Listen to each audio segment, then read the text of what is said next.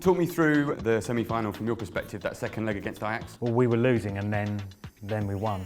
That's textbook. I love Yeah, that. and then I was on the floor and then I got up and then I was booking flights. There's no logic to the fact that they're in the Champions League final. They were dead and buried in the group stage. And then they were dead and buried against Manchester City until they got the VAR. Then they were dead and buried again against Ajax. Last time you were here though, you were saying you never know what's going to happen at Anfield. There's a little bit of magic there, and as it turns out, there was quite a lot of magic. Probably the most magic Anfield's ever seen, hasn't it? And Spurs had a good go at stealing the thunder the night after, but in a way that makes it two worthy finalists, doesn't it? When two teams have provided such drama. Hello and welcome to Goals Preview Show. I'm Jay Legate, and today we're looking at the season showpiece, the Champions League final between Tottenham and Liverpool. To honour the occasion, we've got a full house, as ever. Peter Staunton, our chief correspondent. How you doing? I'm good, thank you, Jay. And Neil Jones, back again. Yeah, You're here as often as we are, it seems. I know, yeah, can't keep me away. Can't keep me away. That's Liverpool's success for you, though. It gets me over here. That is. And James Dickens, welcome back again. Thank you very much. How you feeling? Yeah, peculiar. Champions League final, Tottenham in it. I'm not used to it. I know, for the neutral, it's quite, I mean, I'm sure it's the same for Spurs fans too. It doesn't run off the tongue, does it? No, it's going to be very odd. Cool. Talk me through the semi-final from your perspective, that second leg against Ajax. I can't really remember much of it, to be honest. It's a bit of a blur. Well, we were losing and then we won. And it was... That's textbook. I love yeah, that. and then I was on the floor and then I got up and then I was booking flights and stuff, and yeah, it was bizarre. The whole thing was bizarre, but I'm sure we'll get into that. So you're going to the game? Yes. And you two are obviously going as well? Yes. Yeah. It's so sad. I'm not going to the game. Oh, you're not, I feel no. very sad about that, guys. Very Sorry sad. about that, Jay. If you can help by providing Jay with a ticket, maybe that would really help. Can we start a fund? Can we get a number at the bottom of the screen? Crowdfunder. Get Jay to Madrid. Last time you were here, though, you were saying you never know what's going to happen at Anfield. Yeah. There's a little bit of magic there, and as it turns out, there was quite a lot of magic. Yeah, I look like I know what I'm talking about, don't I? With things like that, it was probably the most magic Anfield's ever seen, hasn't it? In terms of an individual night. Spurs had a good go at stealing the thunder the night after, but I suppose that in a way that makes it two worthy finalists, doesn't it? When two teams have provided such drama and moments like that over the course of a season, it's fitting that they can meet in the final. It is.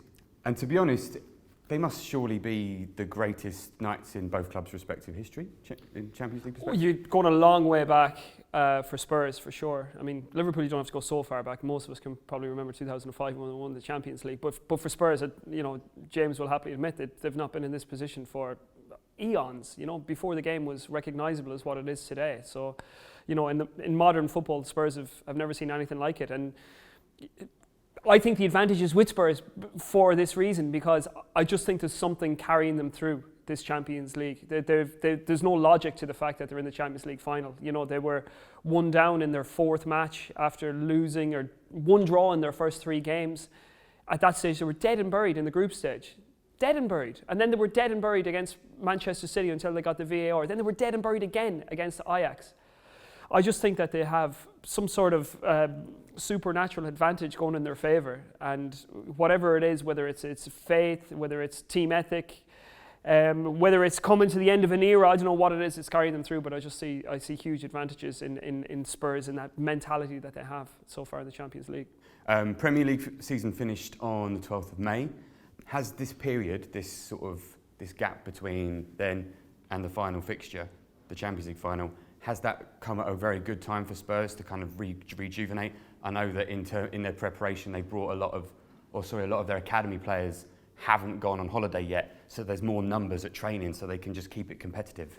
Yeah, I think so. I think the main point is that Spurs have had a lot of injuries. So particularly Vertonghen, Winks, Kane, they'll be ready for the final. And I think particularly with Harry Kane, he has a lot of trouble when he's back from injury actually getting up to match fitness. None of the players are going to be at match fitness because they won't have played a competitive game for 3 weeks. And I think that really helps Spurs because they'll all be at roughly the same level. They'll all be detrained, as for those who follow cycling in the Giro at the moment. There was a lot of talk about the cyclists training very hard and then the first week being so easy that when they got to the hard bit, they were all terrible. I think that that detraining will have happened to everyone, so they'll all be on a level playing field in this So game. we could be looking at a really rubbish second half in the Champions League final. It will be a very level second half in terms of fitness at least, and Spurs have got their key players back, which gives them a selection headache, but in a good way. So. Speaking of that selection headache, if Kane, because I saw him interviewed just after the final whistle against Ajax, he just started training again and he was doing straight line running. That was about it at that stage. He's hoping to be back, I think, this week in full training in preparation for the game. Would you start him? I don't know, because I think Spurs have gone very sort of rudimental in how they play in some of their Champions League games, where they've, Pochettino, he puts out teams that are capable of playing football, especially when Harry Winks plays, gets them going in midfield, through balls through Christian Eriksen. But they've had success against Man City, they've had success against Ajax when they go direct. And when they go direct to Fernando Llorente, there aren't many players in world football who can do what he does. I mean, had he been Irish, we'd have loved him in the team. He plays exactly the type of football that we want. But if you can get an accurate long pass from either Vertonghen or from Alderweireld, which they're capable of doing, onto the chest of Fernando Llorente, there aren't many centre-backs in the world who can deal with it. And I include Virgil van Dijk in that. When he blocks you off, takes the ball on his chest and gets runners around him, it's very, very difficult to play against. And they will play in a different way if Harry Kane starts. He's more of a touch player, combination player, then get into the box. But I think Llorente has probably been, for me, Spurs' standout player of the knockouts. So I think on Pete's point on Llorente, I don't think there's any way that he'll play, and it's quite an interesting situation about who will play up front. If Harry Winks is fit, he'll probably play alongside Moussa Sissoko, and then you've got Dele Alli, Christian Eriksen, Lucas Moura, Son, Harry Kane. Do you drop the person who's got you through the semi-final, the person who's got you through the quarter-final, the two players who actually make your team play, or the best striker in the world? It's very, very difficult, and I think it could be that Harry Kane starts on the bench and Lucas Moura and Son play, and then you're looking, I think they will still play directly, but it will be balls down the channel and get the centre-backs spinning. I'd say as well, listen, if you're Liverpool and Fernando Llorente's playing, then you are delighted because it plays into your hands. What do you want? If you're Virgil van Dijk, you want balls up and clearing with headers and competing. You don't want Lucas Moura's running in behind you and Son's running in behind you. I'd also say that if I was Liverpool, I'd be more fearful of Kane off the bench than I would him starting after so long out. If you got half an hour of Harry Kane fully motivated at 0-0, compared to an hour of Harry Kane potentially having to go off, and then what that brings, I would, from a Liverpool perspective, I think Kane on the bench would be a more frightening prospect. Yeah, think about how gutted he'd be sitting on that bench as well. But what I will say about Spurs is when they play with Son and Moura in the Champions League, I actually think they're a harder team to read for opposition teams as well, because you know what you're going to get from Kane, you know what you're going to get from Fernando Llorente as well if he does play in that centre position. But when it comes to counter-pressing, when it comes to putting opposition backlines under pressure when they're getting on the ball, I think Son and Lucas do that so much better. They're so much more mobile. And not only will they start as a front two, but once you bring Dele Alli into the equation as well, they move around. You know, Dele can pop up in midfield, he can pop up left wing, put a ball into the back post. You know, they're a much more mobile team, much more difficult to anticipate what they're going to do with the ball, and I think a much more dangerous team without it as well. Thinking about Spurs, because last time you were on, we actually discussed their fullbacks, and judging by the way Liverpool play, they're going to have a very busy evening. Do you think that they're going to be able to stand up to that? It's a big concern. I think it's really interesting watching Liverpool because they play quite similar to the way Spurs did when Kyle Walker was there and Danny Rose in his prime. They're so potent. I mean, was it 23 assists between the two of them this season? That's just in the league. Yeah, I find it does kind of. I think when we were talking about Dele Alli earlier, I think that not covers up, but it's a function of the fact that the midfield is less productive in that regard, and I think that's potentially where Spurs have a slight advantage. However, I mean, they are so difficult to deal with. Actually, the difference with when Spurs were playing that way is that there was 3 central defenders. If you take out one of those central defenders and you can add them further up the pitch, it makes Liverpool so potent. And Spurs want to play a similar way, and it's knowing when to stick and when to twist in terms of Kieran Trippier and Danny Rose will probably start in those positions. They haven't dealt with them very well. They haven't dealt with particularly being overloaded with Mohamed Salah and Sadio Mane in those positions as well. It's very difficult, and I think you need a lot of work from the likes of Harry Winks and Moussa Sissoko and even Christian Eriksen covering those full-back positions. Is there a chance Spurs could play 3 at the back in the final, you think? There is, but if you go back to the conversation we had before around how top heavy the team is and fitting all those players in, you'd have to take two of those out, and it would be for someone like Davinson Sanchez or Eric Dyer, who have both got errors in them. So I think I'd much prefer to just leave Alderweireld and Vertonghen to it. They're perfectly capable of dealing with it. Well, I think Liverpool's fullbacks, for me, there's a case to be made for either of them to be the best in the world in their respective positions this season. And I think you have to get out of the habit of calling Cristiano Ronaldo a winger and classify him as a centre forward. I think you're getting to that stage with Liverpool's fullbacks. You have to stop classifying them as fullbacks and classify them more as wingers, because that's what they're in the team to do. But you would think that the formula for playing against Liverpool is hit those channels after the fullbacks get forward, but they don't ever seem to get caught out at the back either.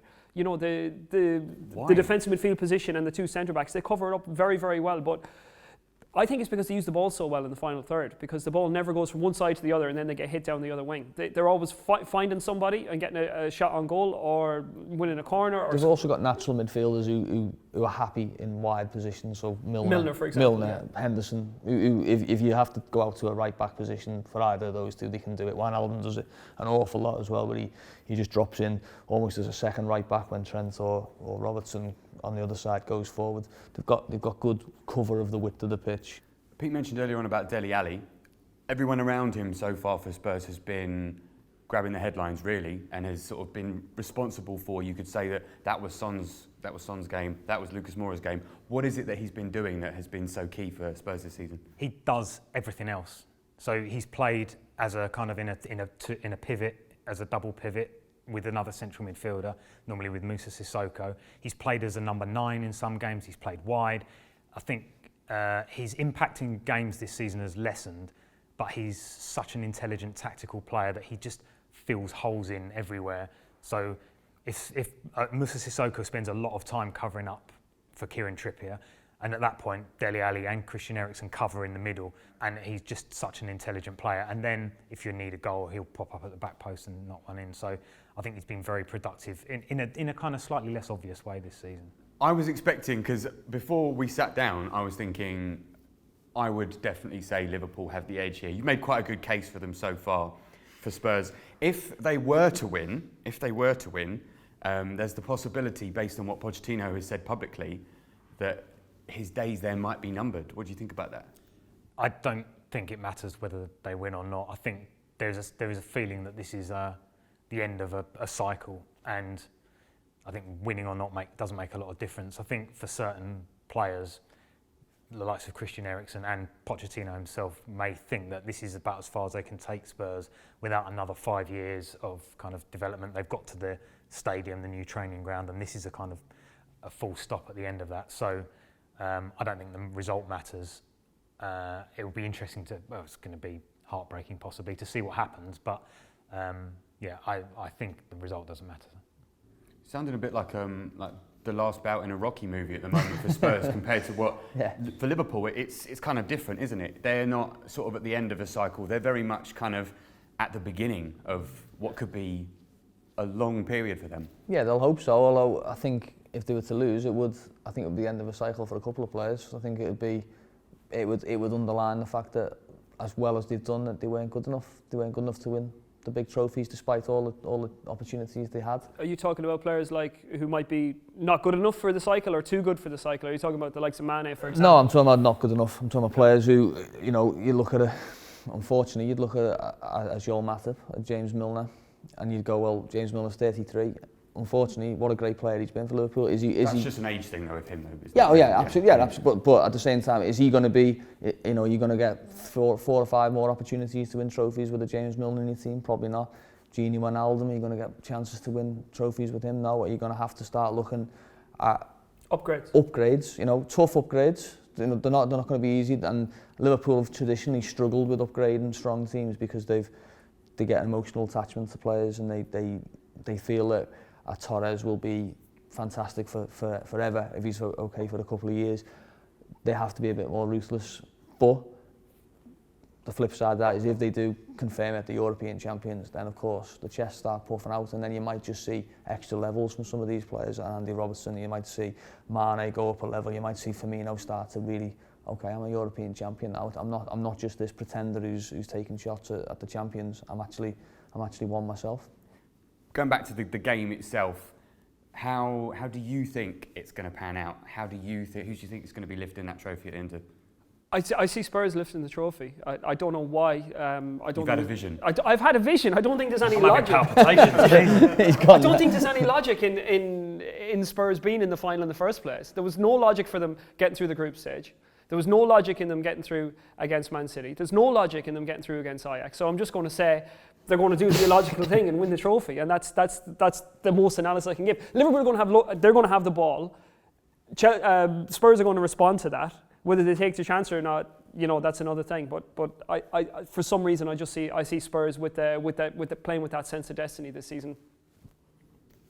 What do you think? I think Liverpool's defensive strength will win out. I think Liverpool will. Tell them about what your friend said about Jordan Henderson. Well, a friend of mine said, he's a big Liverpool fan. He said, yeah, everything tells me Liverpool are going to win. I just can't imagine Jordan Henderson lifting the European Cup. I can imagine Hugo Lloris won a World Cup. That's another vision. Tournament. That's the second vision that's been mentioned in like 4 minutes. I can. This is someone who's been written off. He's had, people still won't accept him even if he wins the Champions League. People will still say what they say about him. But I think the mentality monster, as Jürgen put it, I think he epitomises that probably as much as anyone here, Milner. So I think having had the experience of last season, having had the heartbreak in Kiev and bizarre heartbreak as well. It wasn't a case of you gave everything and you got beat 4-3 in a great game. It was your goalkeeper threw one into someone's leg and then someone did an overhead kick that's never been seen before in a Champions League one of the greatest goals that you've ever seen. And your star man went off with a shoulder injury. That hasn't even been discussed in this show, by the way. I mean, how motivated will Mohamed Salah be for this Champions League final? Good point. Talk about it now. Cost him his entire season last year. His whole world was crumbled by one challenge or one collision. He lost the World Cup and the Champions League pretty much because of it. So I see Liverpool. I mean, I'm loath to say it because it's been 2-1 in the other two games, but I think it'll be 2-1 again for Liverpool. I think it'll be a Liverpool 2-0 up and Spurs late rally for 2-1. What do you think? There's been an awful lot of talk about sort of clairvoyant elements that seem to be working in Spurs' favour, but what do you think?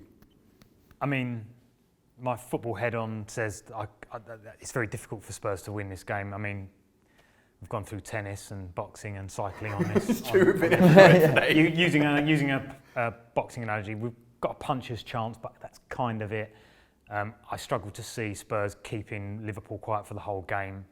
It's whether they can exploit, maybe if Joel Matip plays, it could be a weakness. I think 2-1 to Liverpool is a kind of a fair shout. But it's very difficult to predict something that is based on kind of momentum and feeling, and which Spurs' Champions League campaign has been, because they're not the second best team in Europe by any stretch of the imagination. But here we are. And last season shows anything, doesn't it, that you can plan for everything, you can analyse everything, you can set up for everything, and your goalkeeper can still go and do something like that. And Neil mentioned, you learn more from the losses than you do from the victories. Well, Spurs have had two chances to learn from Liverpool this season. But if having looked back over those league games, again, the games were decided by some of the. You talk about the Champions League final being decided by goalkeeping errors. Well, yeah. Those two league games were decided by goalkeeping errors. Michael Vorm with that punch from the Wijnaldum? From a corner, Wijnaldum header, yeah. Really, and Liverpool didn't master Spurs in that game. And like in the game at Anfield, you have your goalkeeper Hugo Lloris, World Cup winner, throwing one into Toby Alderweireld's leg, and had one or two things gone differently in that Anfield game, Spurs would have won it. We talk about Van Dijk defending Moussa Sissoko, and the one that obviously that Liverpool ended up winning the game from. So there isn't an awful lot between the teams in one-off encounters. I know Liverpool are far and away the better team when it comes to 20 points clear in the league. But I think Pochettino will be quietly confident that, if we just do a couple of individual things a little bit better, we've got enough for these. Well, speaking as a neutral, I can't wait to see this game. Unfortunately, we have run out of time. It's been wonderful chatting to you guys today. Thank you very much for coming in again, Pete. You're very welcome, Jay, anytime. And Neil. Thanks very much. Enjoy the game. And you too, James. Nice to see you. Yeah, still no ticket for me though. Sad times, sad times. Thank you very much for watching as well. Peg. That unfortunately was the last preview show of the season, but don't let that get you down. Hit the bell icon to subscribe to everything else we do, and enjoy the game. See you later. Bye-bye.